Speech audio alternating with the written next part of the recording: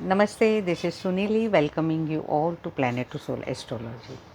So friends, today we shall discuss about when your marriage time will come, or when the possible yogas for finding a suitable alliance or proposal will come in your life, or when the yogas for marriage will happen. See, we cannot change anyone's destiny. In maximum of my readings as well as in my videos also I say the same thing. At least I cannot do it, and I think nobody can change it, but only the path which is a suitable path, that is only derived through any Jyotish or through sadhana. We can just come to know that yes, this is the tentative time, this is the yogas as per your planetary alignment, as per your planetary position, how your seventh house is strong, how is your seventh lord posited in your chart, how is ascendant lord posited in your chart, and how is the NAVMANSH kundali answering regarding your marriage happening.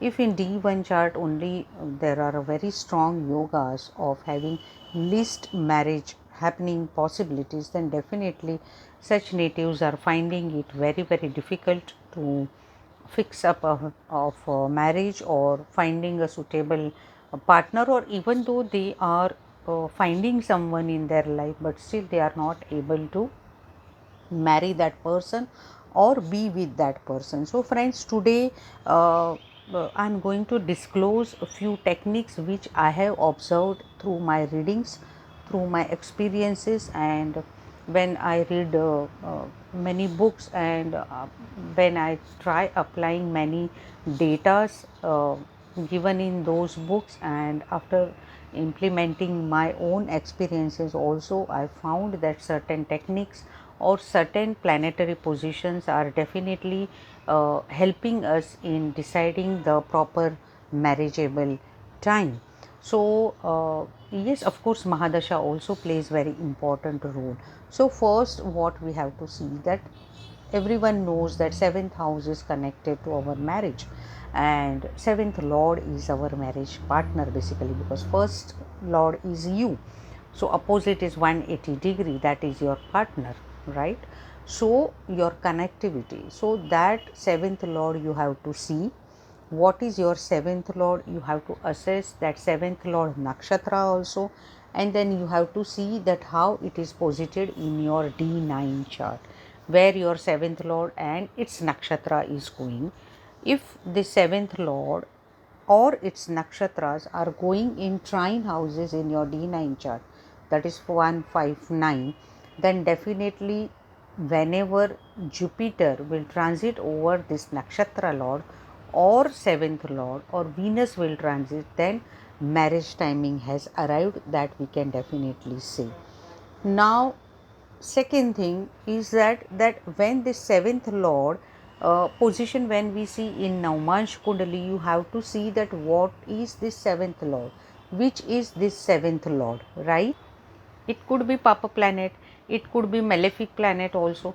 So in that case you have to assess that which is my seventh lord and how it is posited in Navmansh Kundali.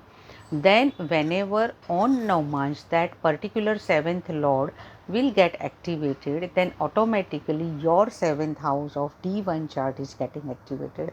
I have seen in endless charts that such type of activation techniques are taking place, and even in elder years also people are getting married. So it is not that how my marriage will happen, or till now I am not married, I am already 35 cross, already 32 cross, I am not getting suitable proposals, or whatever proposals are coming, nothing is materializing or something. But trust me, this really happens.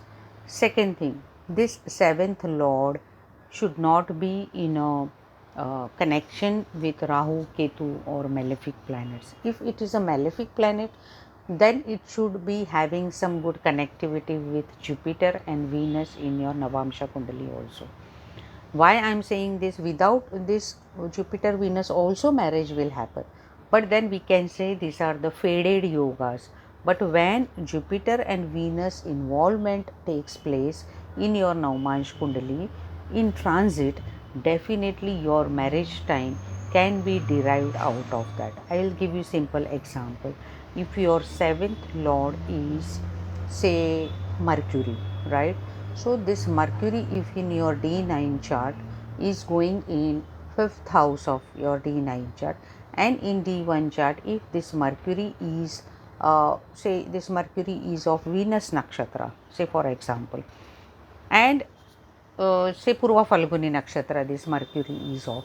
So, what we will say that in Navmansh Kundali, if Mercury is also in fifth house and Venus is also in first or ninth house or in fifth house, then definitely we can say that this person's marriage will happen when Jupiter transit will take place over that Venus or over that Mercury or over fifth house, first house or ninth house of chart or 11th house of chart, whenever this Jupiter or Venus transit is aspecting this particular seventh lord or its nakshatra lord.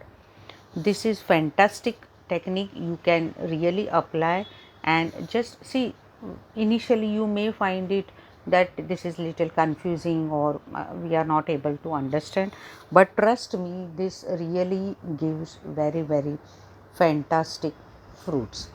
Second thing, when your Mahadasha Lord comes in connection with seventh Lord, that time also your marriage house is getting activated, and during that period definitely you can see that yes, marriage is happening for this native. Then you have to see many other planetary positions also, but this is a basic what we say ground line thing I'm trying to tell you all, right?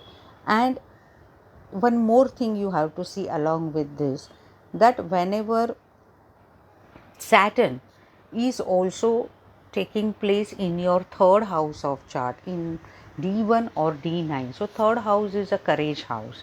So definitely this Saturn is falling ninth to your seventh house, that is Bhagyasthana of your seventh house.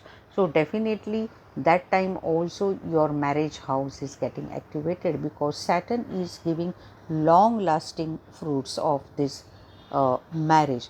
And whenever this Saturn is posited in courage house with Venus or getting aspect of Venus, that time definitely marriage happening will take place.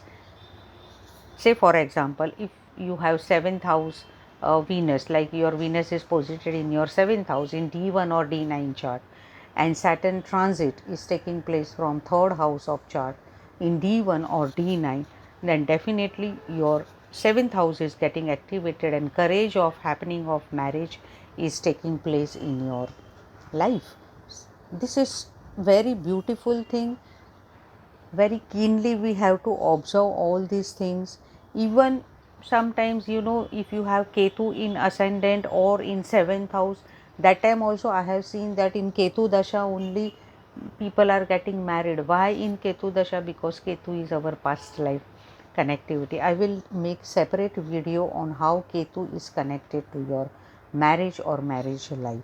So one more thing you have to see, that basically Navmansh Kundali plays very important role to decide your timing of marriage event, deciding when your spouse will enter into your life and when your marriage is happening. Sometimes we see that marriage date is fixed but still marriage is not happening, or even though marriage is already decided, the date is decided, but the marriage is broken, or due to some or other reasons it is getting postponed, or girl or boy come to know that no, this is not a suitable compatibility for me, and then they give up the idea of getting married, so many things. But Dasha Lord and seventh Lord connectivity in any chart is a must to see, along with along with the example which I gave. You have to assess this way into your chart, and definitely you can derive certain phases that when this marriage is possible. There are lot many techniques, other techniques also. This is the very primary, basic and very important technique which is very easy to apply. You have to see in a chart. Even though if you are not able to apply this nakshatra technique, at least see where your seventh lord is going. So stay tuned with Planet to Soul Astrology. Next time I will come with Ketu and marriage, how they are interlinked with each other. So do not forget to subscribe my channel, and as I always say, Sabka Mangal Ho, may all be blessed. Namaste.